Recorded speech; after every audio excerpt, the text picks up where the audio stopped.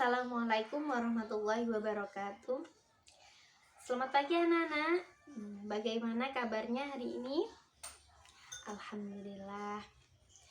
Pada kali ini kita masih diberi kesempatan untuk bertemu dalam kegiatan pembelajaran pendidikan agama Islam. Baiklah, langsung saja sebelum memulai kegiatan pembelajaran, alangkah baiknya kita berdoa terlebih dahulu. Berdoa mulai. Bismillahirrahmanirrahim. Raditu billahi rabba wa bil islami dina wa bi muhammadin nabiyya wa rasulah. Rabbi zidni ilma warzuqni fahma. Amin. Rahmatika ya arhamar rahimin. Baiklah, langsung saja. Kali ini kita akan membahas tentang anak mulia atau cita-citaku menjadi anak solih.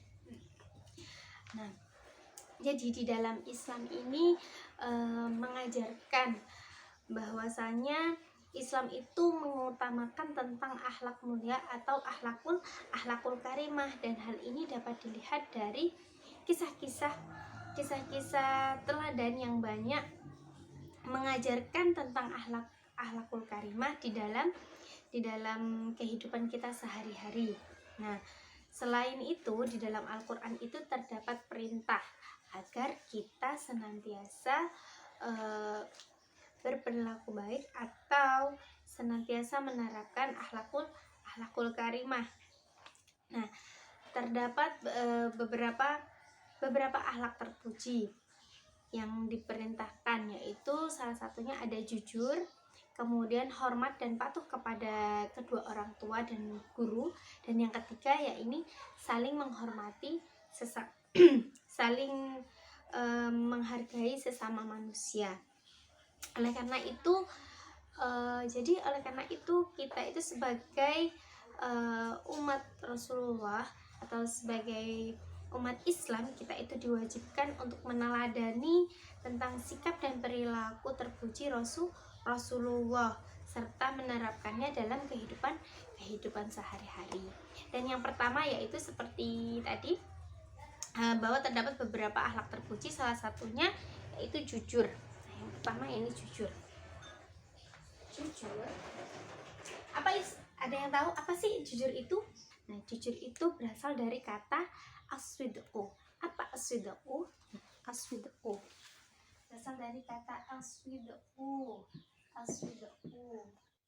Aswidqu yang berarti apa? Yang berarti benar, ya. Jadi jujur itu merupakan perkataan yang benar. Aswidqu artinya benar. Nah, jadi jujur itu merupakan perkataan yang benar. Nah, jadi menurut istilah, jujur itu merupakan kesesuaian antara perkataan dengan perbuatannya, dan juga bisa dikatakan sebagai kesesuaian antara informasi yang didapat dengan kenyataan yang ada. Nah, jadi jujur itu merupakan sesuatu yang jadi jujur itu dalam Islam itu merupakan sesuatu yang harus dimiliki oleh setiap individu, karena suatu keharmonisan, terus keserasian dan rasa saling percaya dan saling menghormati dalam kehidupan bermasyarakat itu, hal itu dapat diciptakan dengan adanya sebuah pondasi, yaitu pondasi apa? Adanya sebuah kejujuran. Nah, jadi pentingnya namanya sebuah kejujuran itu. Nah, di dalam Islam itu terbagi menjadi 3. Jujur itu dibagi menjadi 3, yaitu ada jujur kepada Allah, jujur kepada diri sendiri, dan juga jujur kepada orang lain. Sebelum kita lanjut kepada ketiga kejujuran tersebut, ada yang tahu tidak apa sih lawan kata dari jujur itu? Ya, jujur itu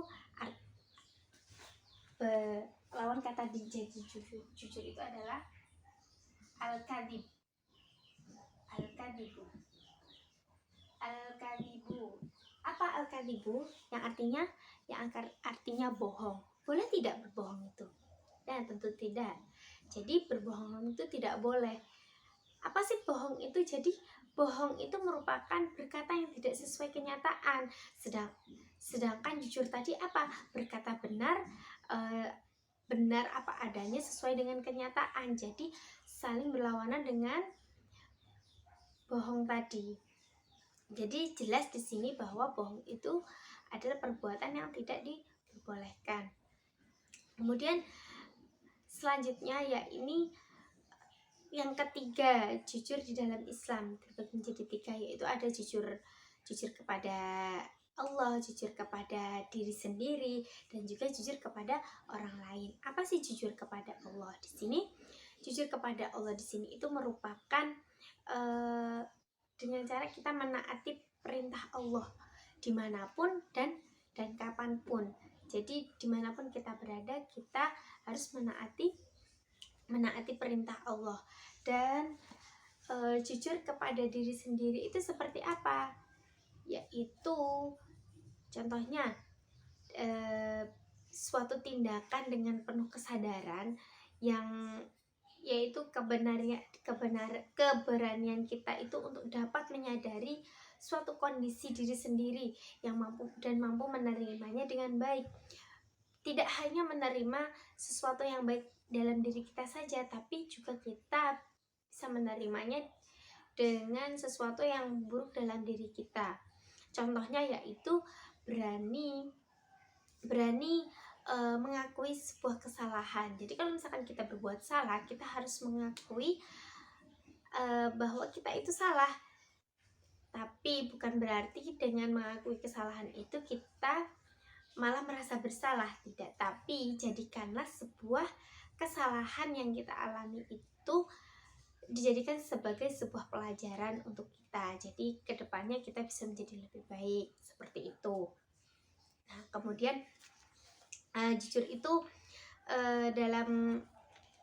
oleh karena itu jujur itu dalam Islam itu menciptakan kehidupan yang lebih baik dan seimbang dengan berperilaku jujur, seperti yang dijelaskan dalam surat Al-Ahzab ayat 23 yang berbunyi Bismillahirrahmanirrahim minal mu'minina rijalun sadaqu ma ahadullah alaih faminhum man qada nahbahu wa minhum man yantazir wa ma baddalu tabdila.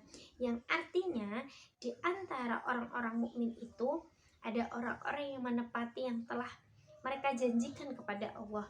Mereka itu di antara mereka ada yang gugur, dan di antara mereka pula juga ada yang menunggu-nunggu dan mereka tidak mengubah janjinya. Surat Al-Ahzab ayat 20-23. Nah, dari ayat di atas itu, dari ayat yang dijelaskan tadi, yang dibacakan tadi, bahwasanya menjelaskan bahwa orang yang berperilaku jujur pasti tidak pernah mengingkari janjinya. Sedangkan orang yang riya, orang yang riya itu bukanlah cerminan orang yang jujur. Jadi sama halnya orang yang riya itu, mereka itu berlaku hanya ingin dipuji saja. Nah, jadi orang yang sering berdusta dan tidak jujur itu sama halnya seperti, jadi orang yang tidak mau berperilaku jujur, orang yang senantiasa tidak mau jujur itu sama halnya seperti ciri-ciri orang yang munafik.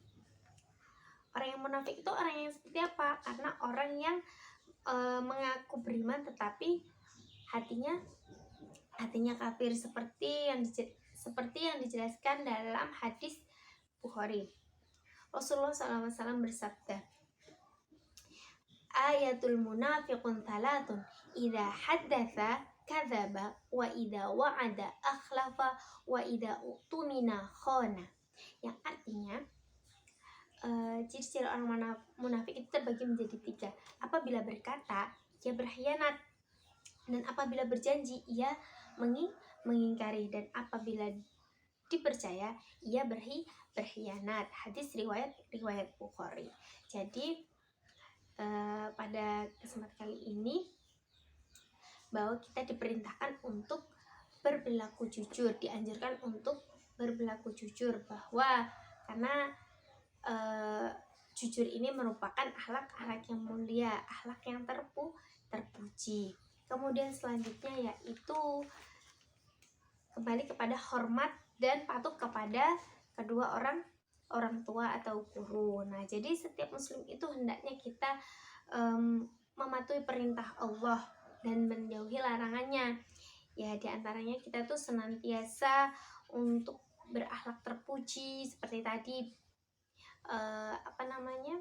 seperti tadi kita jujur, berperilaku jujur itu termasuk akhlak terpuji, dan ini juga hormat dan patuh kepada kedua orang tua ini juga termasuk sebagai akhlak terpuji.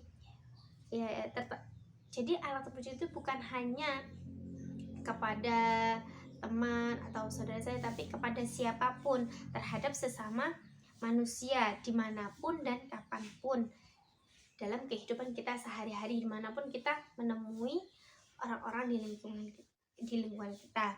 Yang perintah ini itu tidak lepas dari hakikat manusia sebagai makhluk sosial, sehingga kita harus memiliki sikap sosial, yaitu dengan menghormati sesama manusia.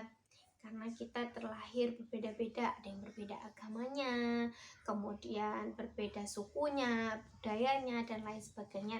Tetapi kita tetap harus saling menghormati satu sama lain. Nah, di sini kita akan membahas mengenai hormat dan patuh kepada orang tua dan juga guru. Nah, pertama yaitu hormat kepada orang tua, seperti yang dijelaskan dalam surat Al-Isra ayat 23 yang berbunyi, A'udzubillahi minasyaitonirrajim. Bismillahirrahmanirrahim. Wa qadha rabbuka alla ta'budu illa iyya wa bil walidaini ihsana imma yablughanna 'indakal kibara ahaduhuma aw kilahuma fala taqul lahumā uffin wa la tanharhuma wa qul lahumā qawlan karima. Yang artinya dan Tuhanmu telah memerintahkan supaya kamu jangan menyembah selain Dia, dan hendaklah kamu berbuat baik kepada ibu bapakmu dengan sebaik-baiknya. Jika salah seorang di antara keduanya atau kedua-duanya itu sampai berumur lanjut dalam memeliharamu, maka sekali-kali janganlah kamu mengatakan kepada keduanya itu berkata dan jangan pula kamu membentak mereka, dan ucapkanlah kepada mereka perkataan yang mulia. Hadis riwayat surat Al-Isra ayat 23. Nah, jadi makna dari ayat tersebut yaitu kita menjelaskan bahwasannya Allah Subhanahu wa taala itu mewajibkan setiap orang untuk berbuat baik serta menghormati orang tua. Jadi kita sebagai umat Islam dan kita sebagai anak, kita juga wajib untuk menghormati orang tua, karena orang tua yang telah merawat kita dari kita masih dalam kandungan hingga kita lahir sampai kita besar saat ini. Dan jangan sekali-kali kita melawan, apalagi menyakiti hati orang tua kita.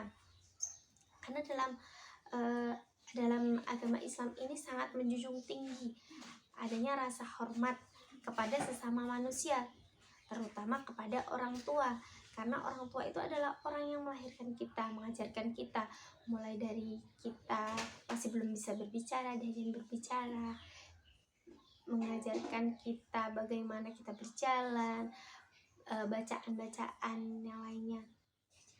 Nah, apa yang diberikan orang tua itu dalam membesarkan dan mendidik seorang anak itu tidak dapat disamakan dengan apapun yang ada di dunia ini. Terlebih lagi kepada seorang ibu kita, karena ada pertama ibu, baru baru ayah. Jadi penting bagi kita untuk menghormati orang tua kita selagi mereka masih ada. Hormati mereka, hargai mereka. Jika mereka kesusahan, kita membantu mereka ya. Di rumah jangan lupa kita membantu orang tua. Seburuk-buruknya orang tua kita, mereka adalah tetap orang tua kita. Apalagi ibu itu yang telah melahirkan kita selama 9 bulan dengan lelah, dengan sakit pinggang, mungkin kadang tidak enak makan, tidak bisa tidur dan lain sebagainya. Maka kita harus menghargai dan menghormati orang tua kita, terutama ibu, karena surga itu ada di telapak kaki ibu, seperti yang dijelaskan dalam syair ada, al-jannatu tahta aqdamil ummahat. Sesungguhnya surga itu ada di telapak kaki ibu. Selain kepada ibu, kita sebagai umat Islam itu wajib untuk patuh dan hormat kepada ayah. Karena ayah itu apa? Ayah memang tidak melahirkan kita, tapi ayah itu berperan dalam mendidik kita dan merawat kita, membantu ibu dalam mendidik kita dan merawat kita. Dan ayah itu berjuang dengan mencari nafkah untuk kita gitu. Jadi kesimpulannya kita harus saling harus menghormati orang tua kita, menghargai mereka, jangan sampai kita melawan mereka, apalagi sampai menyakiti mereka. Apabila kita menyakiti mereka, maka gurlah gitu.